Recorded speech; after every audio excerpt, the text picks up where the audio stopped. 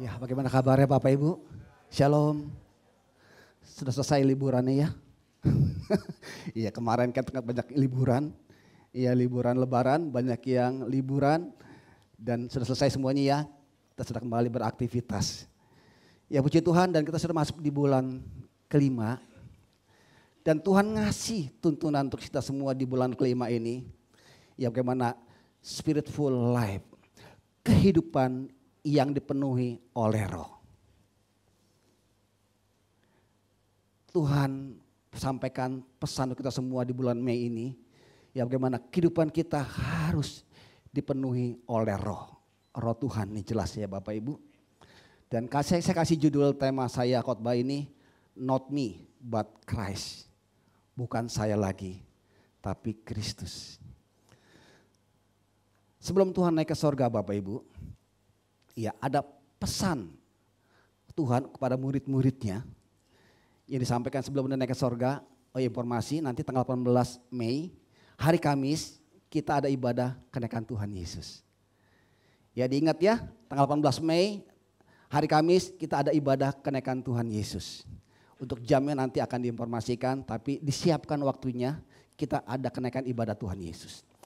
Dan sebelum Tuhan naik ke sorga Bapak Ibu, ada pesan kepada murid-muridnya, juga kepada kita semua. Pesan Tuhan disampaikan di Yohanes 14 ayat ke-26 dikatakan, tetapi penghibur yaitu Roh Kudus yang akan diutus oleh Bapa dalam namaku, dialah yang akan mengajarkan segala sesuatu kepadamu dan akan mengingatkan kamu akan semua yang telah kukatakan kepadamu.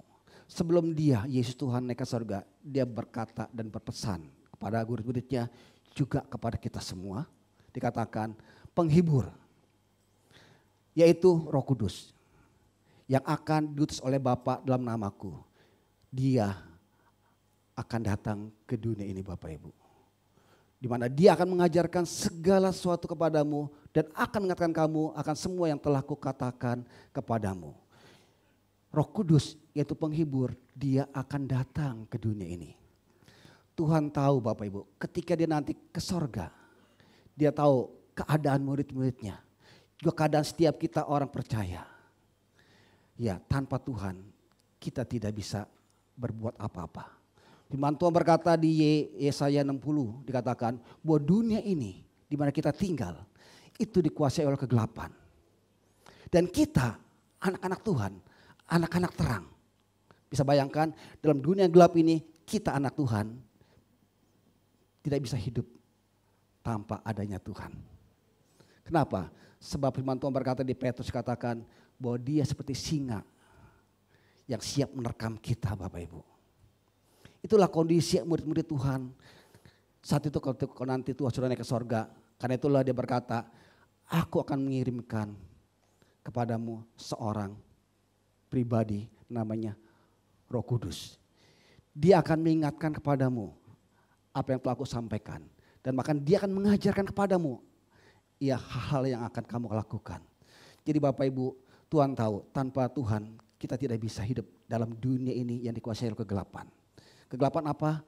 Yang berkuasa itu setan, iya, iblis, semuanya itu berkuasa. Tapi kita Bapak Ibu ada tengah-tengah seperti domba di tengah kumpulan serigala. Itulah keadaan kita anak-anak Tuhan Bapak Ibu. Karena itulah Tuhan berkata, aku akan mengirimkan seorang pribadi, seorang penghibur. Kenapa? Kita pokoknya bilang dalam dunia ini yang ada kesusahan, yang ada jerih lelah, jerih payah. Karena itulah dia mengirimkan seorang penghibur untuk menghibur setiap kita anak-anaknya Tuhan, murid-muridnya Tuhan. Itu namanya Roh Kudus. Dia akan mengajarkan, dia akan mengingatkan apa yang Tuhan sudah sampaikan. Apa itu? Firman Tuhan. Kita sudah baca mungkin Bapak Ibu. Ya, nah Roh Kudus inilah akan mengingatkan setiap kita tentang firman Tuhan. Kita sedang lemah mungkin Bapak Ibu. Karena Roh Kudus bilang, jangan takut. Kamu dikuatkan. Kita sedang lemah, sedang sakit. Ada firman Tuhan berkata, oleh bilur-bilurku kamu sembuh. Roh Kudus inilah Bapak Ibu akan mengingatkan setiap kita. Firman Tuhan Ya mungkin kita sudah baca, kita lupa, atau mungkin kita belum baca, Bapak Ibu, dia akan sampaikan. Kenapa? Dia adalah pribadi, dia adalah Allah sendiri. Untuk itulah Bapak Ibu, kita perlu Roh Kudus ini. Amin. Karena dialah yang akan menyertai setiap kita berjalan di dalam rencananya Tuhan. Di dalam kebenaran firman Tuhan. Sehingga apa yang Tuhan sudah janjikan, rencana Tuhan, rancangan Tuhan, itu semua digenapi atas kita semua. Amin. Bapak Ibu, kita perlu Tuhan. Kita perlu rohnya Tuhan. Sebab tanpa Tuhan kita tidak bisa apa-apa. Dunia dikuasai kegelapan dan kita anak Tuhan, kita pasti akan terlibas. Kita akan tertindas Bapak Ibu. Karena itulah kita perlu pribadi Roh Kudus. Dan puji Tuhan, Bapak Ibu, Roh Kudus sudah dicurahkan. Nanti setelah 10 hari kemudian setelah Tuhan naik, ada hari Pentakosta. Tuhan curahkan ya Roh Kudus untuk setiap kita orang percaya. Kita boleh ada saat ini karena Tuhan punya rencana indah atas kita semua. Dan ada punya tugas yang Tuhan berikan untuk kita semua Bapak Ibu. Apa? Menjadi terang, menjadi garam. Di tengah kegelapan ini Bapak Ibu, Tuhan ingin setiap kita, murid-muridnya, anak-anaknya itu menjadi terang. Sebagai perwakilan Kristus Allah Bapa di sorga. Bapak Ibu, kita ada terang di tengah kegelapan ini. Yang menerangi kegelapan Bapak Ibu. Kita adalah garam. Bapak Ibu tahu garam fungsinya? Ibu-ibu pasti tahu ya, pasti pakai garam ya. Kalau masak ya, supaya apa? Supaya memberikan rasa atas masakan kita. Memberi pengaruh Bapak Ibu atas makanan kita. Demikian kita di tengah kegelapan ini, fungsi kita menjadi terang, menjadi garam Bapak Ibu. Memberi dampak kerajaan sorga. Untuk itulah Bapak Ibu, kita tidak bisa berjalan sendiri. Kita perlu pribadi namanya Roh Kudus. Dan puji Tuhan Bapak Ibu, Roh Kudus dicurahkan di hari Pentakosta. Dan Roh Kudus sudah memenuhi kita semua. Amin. Bapak Ibu dipenuhi Roh Kudus? Cuma 1-2 orang, berarti yang tahu cuma 1-2 orang, yang lain nggak tahu. Bapak Ibu, Roh Kudus dicurahkan pada setiap kita orang percaya. Artinya apa? Bapak Ibu dan saya sudah dipenuhi oleh Roh Kudus. Tapi masalah Bapak Ibu, kepenuhan Roh Kudus itu setiap orang itu berbeda-beda. Ada beda-beda, ada tingkatannya. Ada kadarnya kalau boleh katakan Bapak Ibu. Setiap orang tuh nggak sama. Bahkan nggak setiap orang nggak sama. Setiap hari kita juga pasti akan berbeda-beda kepenuhan Roh Kudusnya Bapak Ibu. Tapi jelas Roh Kudus sudah ada dalam hati Bapak Ibu setiap orang-orang percaya. Ini yang kita harus tangkap dan kita harus aminkan. Dia pribadi yang sudah tinggal bersama dengan kita. Nah masalah bagaimana supaya Roh Kudus berkuasa atas hidup kita. Ini yang kita mesti cari tahu Bapak Ibu. Setiap orang berbeda-beda kepenuhan Roh Kudusnya. Tapi Tuhan mau di tema bulan ini kita dipenuhi oleh Roh Kudus. Kenapa? Ada tugas yang Tuhan harus ingin kita sampaikan, kita harus lakukan. Apa? Terang menjadi garam dan untuk memenangkan jiwa-jiwa. Kita perlu berbadi dia supaya kita bisa membawa jiwa-jiwa kepada Tuhan. Nah Bapak Ibu, kasih Tuhan Yesus. Ada 4 tingkatan. Iya, bisa next itunya slide-nya, yang gambar. Setiap orang berbeda-beda kepenuhan Roh Kudusnya. Bahkan setiap hari pun juga kita akan berbeda-beda seberapa penuhnya Roh Kudus. Bapak Ibu, ada gambar. Iya, ada gambar 1, gambar 2, gambar 3, gambar 4. Ini menggambarkan, saya akan ilustrasikan tingkat kepenuhan Roh Kudus dalam kehidupan seseorang. Ada tingkat pertama, tingkat kedua, ketiga, dan keempat Bapak Ibu. Kita akan cari tahu, kita akan lihat di mana Roh Kudus memenuhi kehidupan kita semua. Tingkat yang pertama. Next ya, ayatnya. Ya, itu sampai saya ambil dari Yeskiel 47. Ya, di mana bait Allah dipenuhi oleh aliran air dan ada tingkat-tingkat penuhannya. Ya, di pertama tuh air mengalir di bait suci itu sampai di pergelangan kaki. Dikatakan, sedang orang itu pergi ke arah timur dan memegang tali pengukur di tangannya. ia mengukur 1000 hasta dan menyuruh aku masuk dalam air itu, maka dalamnya sampai di pergelangan kaki. Jadi di bait Allah dipenuhi oleh air, dan air kita diukur itu sampai di pergelangan kaki. Pergelangan kaki ya, itu kalau saya boleh gambarkan itu sekitar 5%. Ya, seginilah mata kaki saya, segini ya. Nah itu airnya. Nah Bapak Ibu bayangkan bagaimana kondisi saat itu dengan air di mata kaki. Jadi hambatan enggak? Jadi penghalang enggak Bapak Ibu? Kayaknya enggak ada gangguan ya. Malah gini-gini. Main-main air gitu ya. Iya. Itu kepenuhan Roh Kudus hanya sekitar 5%. Artinya apa? 5% kita dipenuhi Roh Kudus. Sisanya 90% itu yang berkuasa hidup kita, kedagingan kita. Dalam kepenuhan Roh Kudus yang 5% ini, itu enggak ada artinya dampaknya. Iya. Yang kuasai apa? Hidup kita tuh hanya kedagingan. Kita emosi, marah-marah. Ya di salib dikit aja, apa lu, gitu ya, ngomel-ngomel langsung. Ya keluar kebun binatang tuh. Ini perkataannya ada kadal, kecoa, kutu busuk ya, apa lu gitu ya. Itu 5% tuh kalau saya boleh ilustrasikan. Kepenuhan Roh Kudus tuh enggak ada artinya saat itu. Karena daging berkuasa. Kemudian yang kedua Bapak Ibu, naik lagi. Iya, di Yeskiel 47 ayat ke-40. Ya, 40 ayat 4a dikatakan, ia mengukur 1000 hasta lagi dan menyuruh aku masuk sekali lagi ke dalam air itu. Sekarang sudah sampai di lutut. Jadi air sampai lutut Bapak Ibu.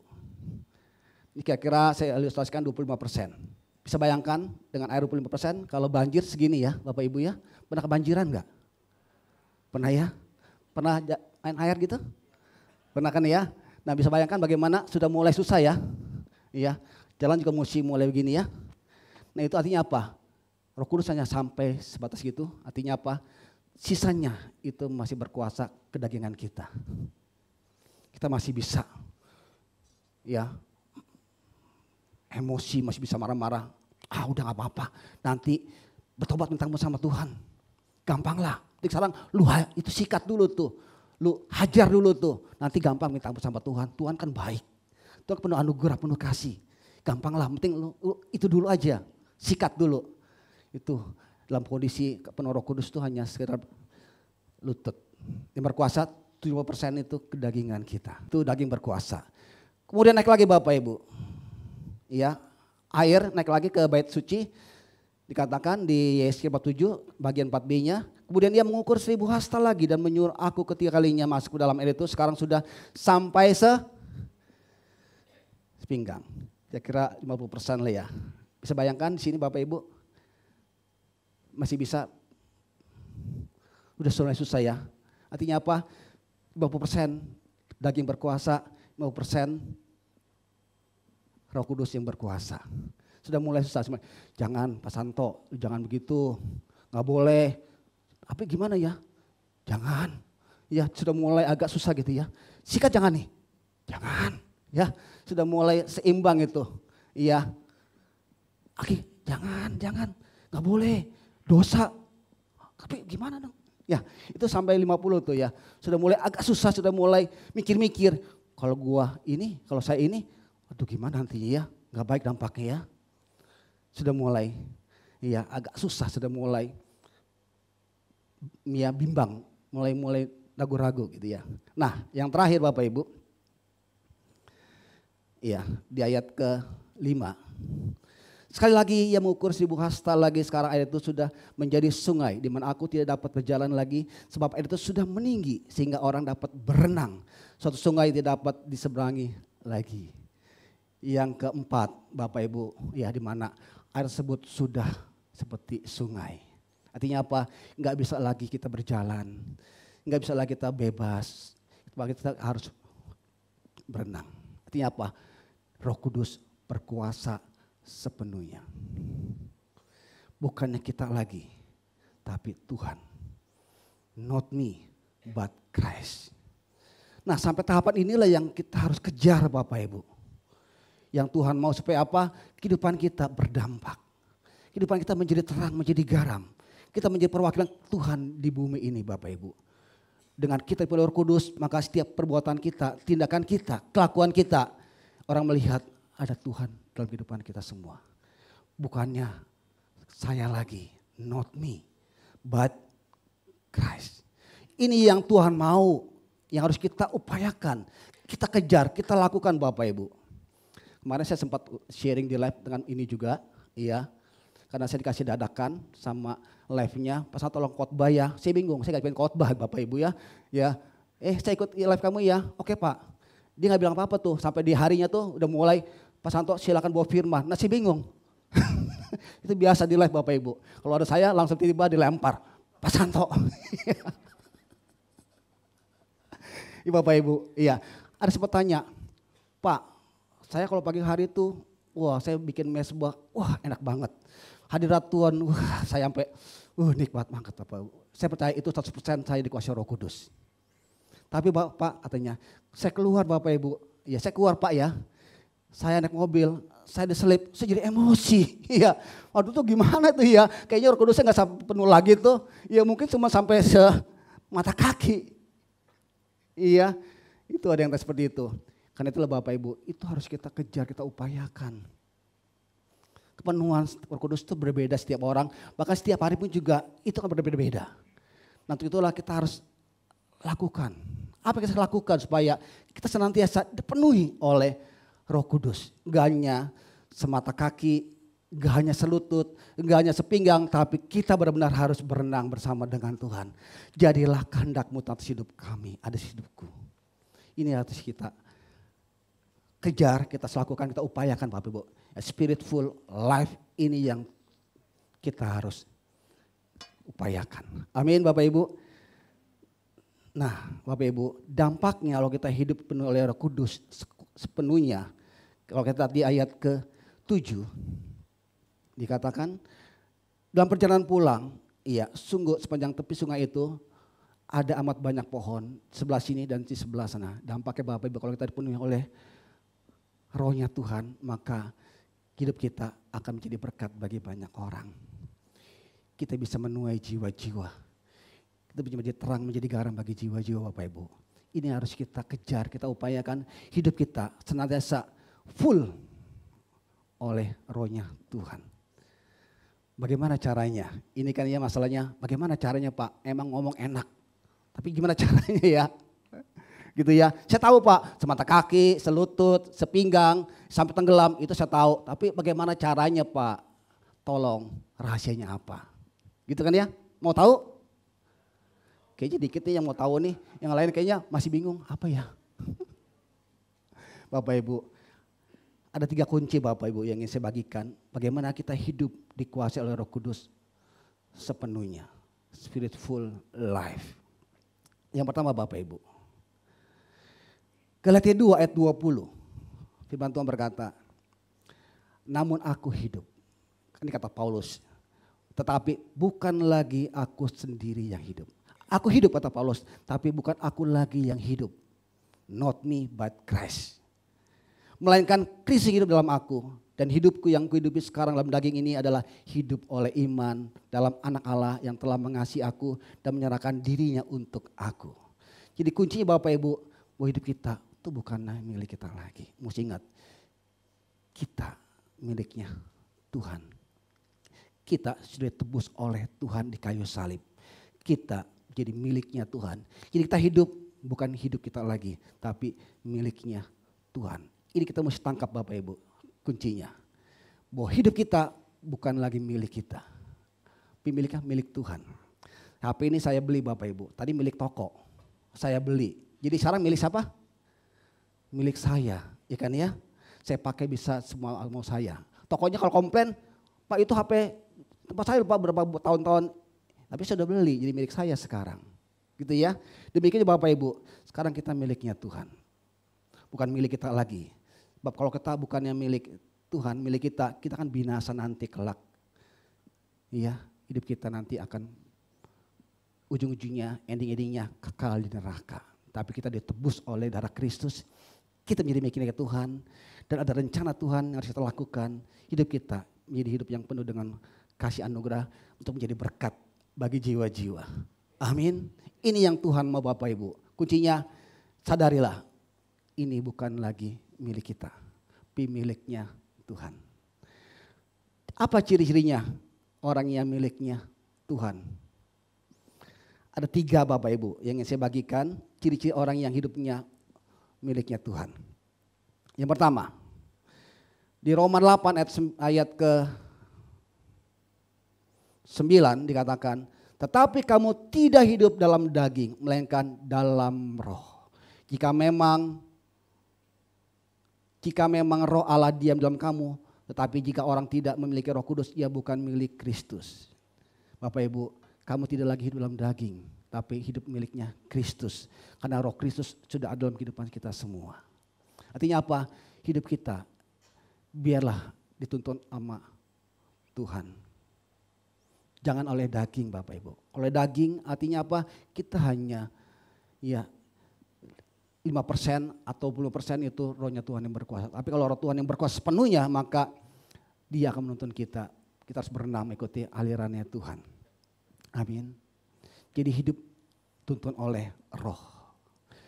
Ketika tuntun oleh roh Bapak Ibu, hidup tuntun oleh roh, maka kita akan menghasilkan namanya apa? Buah roh. Maka dari kita ada kasih, ada sukacita, ada damai sejahtera, ada penguasaan diri, ada kelemah lembutan. Itu Bapak Ibu akan dihasilkan di kehidupan kita semua. Bukan lagi emosi, bukan lagi marah-marah, bukan lagi kedagingan yang berkuasa, main hajar sikat, tapi sabar, tenang, kuasai diri. Itu kalau orang hidupnya tuntun oleh rohnya Tuhan. Nah, tadi kembali saya yang di live itu, mengapa dia itu, ya satu kuncinya harus terkoneksi dengan Tuhan. Iya, ketika koneksi dengan Tuhan, maka kita akan disadarkan, wah ini tidak boleh. Artinya apa? Tuhan yang berkuasa hidup kita semua.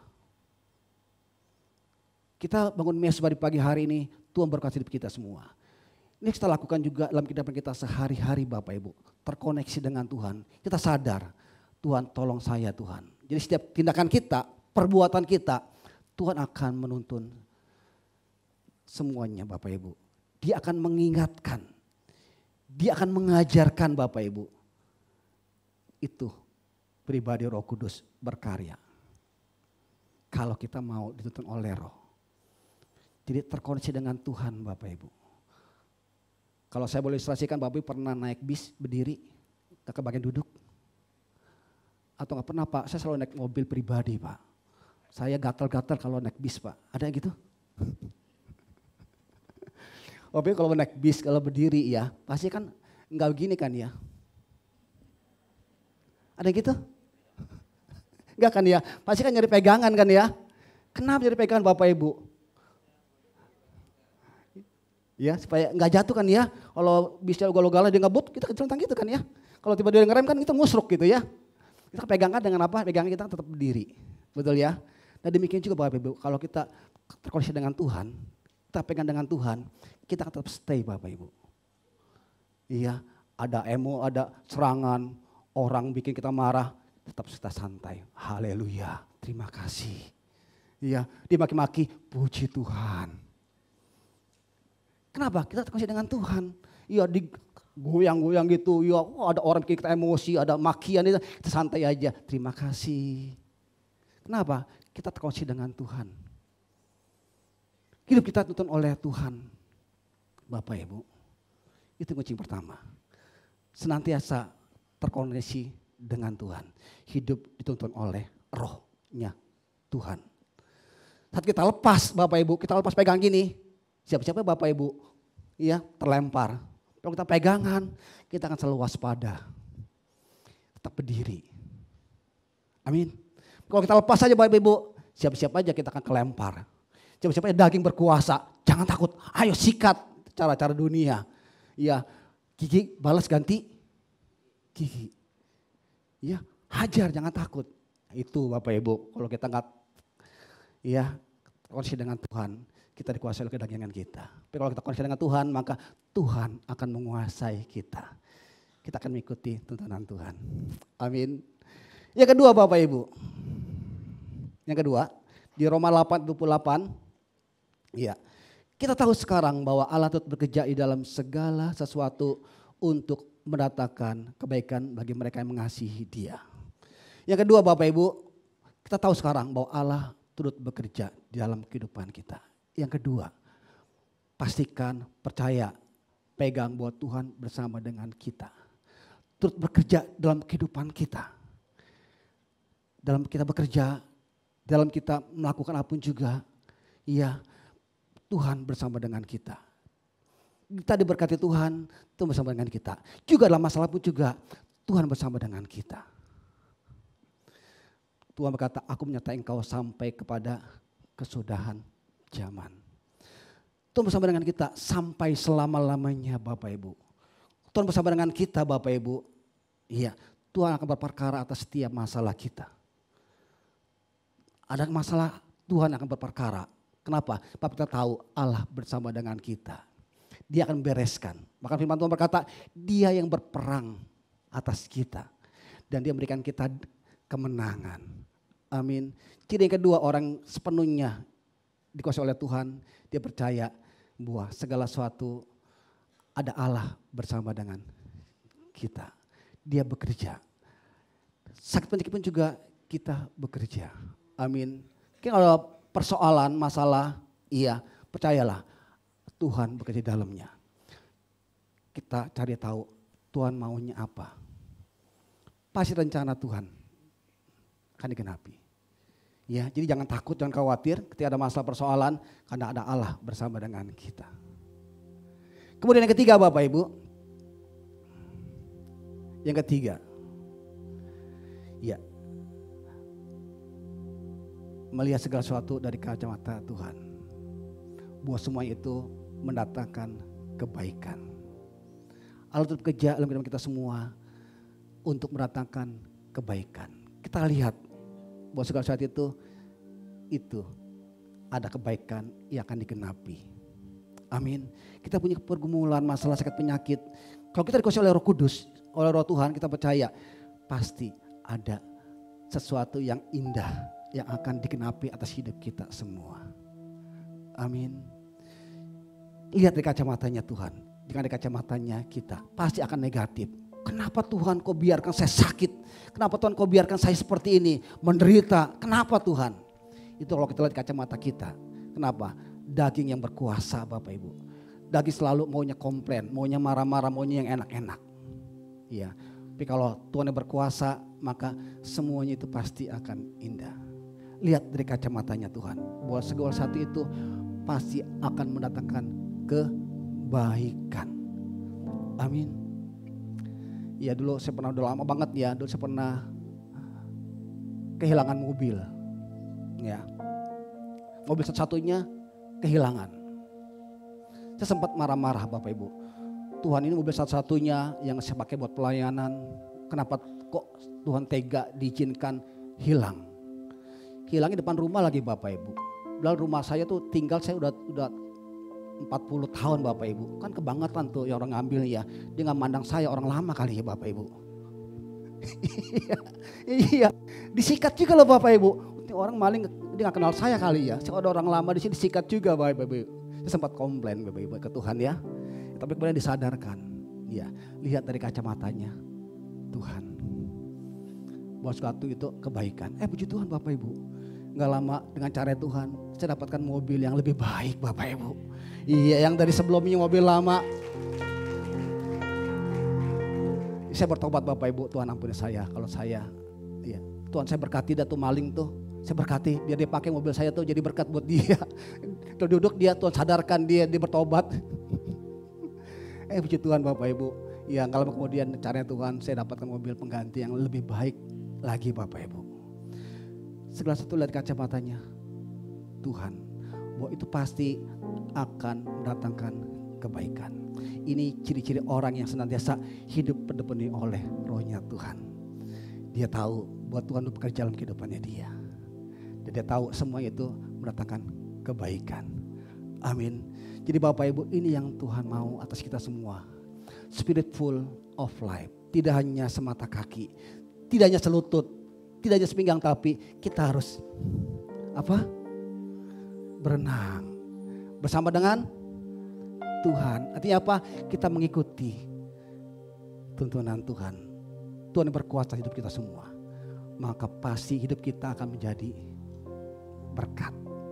Orang akan diberkati, Bapak Ibu. Banyak jiwa-jiwa yang kita boleh selamatkan. Banyak jiwa-jiwa yang akan dimenangkan. Oleh kenapa? Hidup kita penuh dengan rohnya Tuhan. Amin. Jadi 3 hal Bapak Ibu saya lakukan, Bapak Ibu. Ya, not me but Christ. Yang pertama, hidup kita dituntun oleh Tuhan. Yang kedua, Bapak Ibu, Allah terlibat dalam kehidupan kita. Dan yang ketiga, Bapak Ibu, bahwa segala sesuatu lihat dari kacamata Tuhan, semuanya itu indah, semuanya itu baik. Sekalipun mungkin kita belum melihat, percayalah, waktu Tuhan tidak pernah terlambat. Waktu Tuhan tidak pernah terlalu cepat juga. Dia tahu kapan yang tepat untuk dia memberkati kita. Kapan yang tepat untuk dia menolong kita. Kapan tepat untuk jawab doa-doa kita. Bagian kita, yuk hidup kita izinkan tuntun oleh rohnya Tuhan. Maka kita akan menikmati semua. Segala sesuatu itu indah. Amin. Hidup kita menjadi menjadi garam. Hidup kita menjadi terang. Amin. Kita terang dan garam dunia. Sehingga jiwa-jiwa boleh dibawa melalui kehidupan kita semua. Amin. Spirit full of life. Hanya bisa terjadi kalau ini bukan saya, tapi ini Tuhan. Amin. Ya, tundukkan kepala, kita berdoa. Tuhan, terima kasih pagi hari ini Tuhan. Ampuni kami kalau selama ini kami hidup, tapi bukan Tuhan yang hidup dalam kehidupan kami, tapi hidup kami dikuasai oleh daging, oleh keinginan. Tuhan, ampuni kami. Biarlah Tuhan, kami buka hati kami bagi hari ini untuk dipenuhi oleh Tuhan. Seutuhnya Tuhan, sepenuhnya Tuhan. Sehingga Tuhan berkuasa hidup kami semua. Tuhan berkati setiap anak-anak-Mu Tuhan pagi hari ini. Ampuni setiap mereka. Kalau mereka selama ini hidup tidak sepenuhnya dikuasai oleh Tuhan. Tapi roh kedagingannya semuanya daging yang berkuasa. Tuhan, ampuni kami semua. Biar pagi hari ini kami buka hati kami Tuhan. Siap Roh Kudus berkarya sepenuhnya hidup kami semua. Terima kasih. Mengatakan firman-Mu dalam hati setiap anak-anak-Mu Tuhan. Dan biarlah firman-Mu menjadi rema atas setiap mereka. Terima kasih Tuhan. Terima kasih. Sebentar kita akan masuk dalam perjamuan kudus Bapak Ibu. Perjamuan kudus. Perjamuan Tuhan adakan dengan murid-muridnya sebelum Tuhan naik ke sorga. Dan saat ini dengan iman percaya kita kepada Tuhan Yesus. Perjamuan kudus ini Tuhan lakukan, kita adakan dengan kita semua sebagai orang-orang percaya, sebagai murid-muridnya Tuhan. Mari sebelum kita masuk perjamuan kudus, mari koreksi kehidupan kita. Kalau Bapak Ibu diingatkan ada dosa atau pelanggaran yang belum dibereskan, yuk datang pagi hari ini kepada Tuhan. Minta ampun sama Tuhan. Tidak dosa yang tidak diampuni oleh Tuhan. Kalau dosa itu kita akui, kita minta ampun. Tapi dosa kecil, kalau kita simpan, tidak bereskan, tetap itu dosa. Dan upah dosa adalah kematian. Jadi pagi hari ini, mari bereskan Bapak Ibu. Minta ampun sama Tuhan. Datang kepada Tuhan. Tuhan, ampuni kami. Tuhan, ampuni kami Tuhan.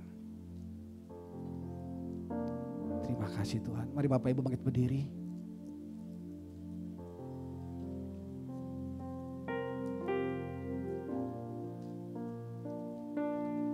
Tuhan, kuduskan, sucikan roti dan anggur yang akan kami makan dan minum sebagai perlambangan tubuh Kristus dan darah Kristus. Tuhan, yang percaya melalui perjamuan kudus ini, Tunggal Tuhan tinggal dalam kehidupan kami dan kami tinggal di dalam Tuhan. Terima kasih. Mari kita siapkan roti dan anggur Bapak Ibu.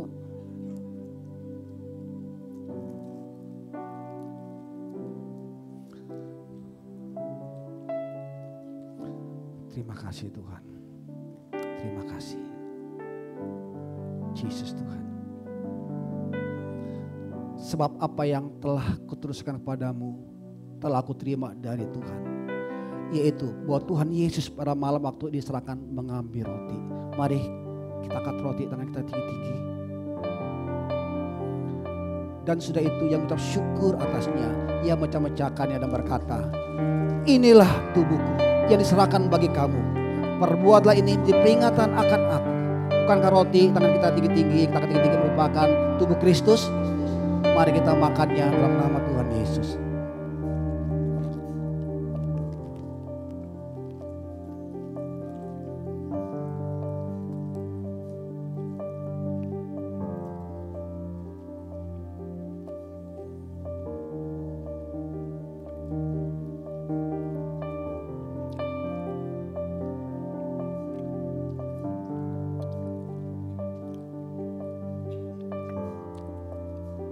Terima kasih Tuhan.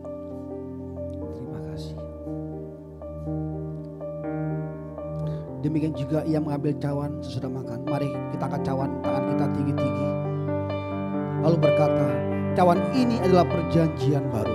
Ini meteraikan oleh darahku. Perbuatlah ini setiap kali kau minumnya di peringatan akan aku. Karena cawan yang tangan tinggi-tinggi merupakan darah Kristus. Mari kita minumnya dalam nama Tuhan Yesus.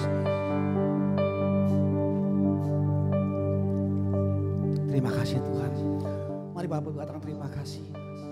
Ucapkan terima kasih Tuhan. Jangan diam. Terima kasih Tuhan. Mari katakan terima kasih Tuhan. Terima kasih. Terima kasih.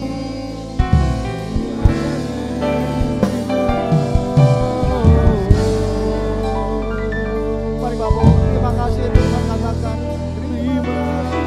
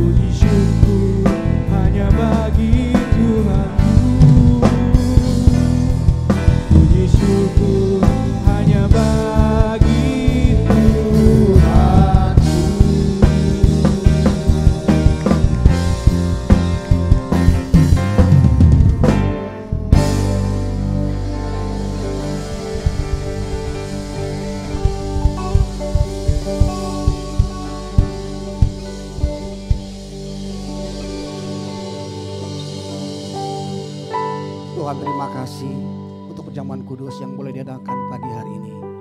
Ya percaya oleh perjamuan kudus ini Engkau tinggal dalam kehidupan kami dan kami tinggal di dalam Engkau Tuhan. Engkau bersama dengan kami menjadi satu kesatuan, itu terpisahkan Tuhan. Engkau berkuasa hidup kami, Engkau menuntun kami, Engkau berperkara setiap kami, Engkau Allah bersama dengan kami melakukan perkara-perkara yang dahsyat ya Tuhan. Terima kasih, berkati setiap anak-anak-Mu Tuhan. Berkati mereka yang bekerja, yang berusaha, berkati yang bersekolah buat berhasil dan beruntung Tuhan. Terima kasih, mengucap syukur Tuhan baik. Dalam nama Tuhan Yesus diberkati bersama berkata amin. Terima kasih semua.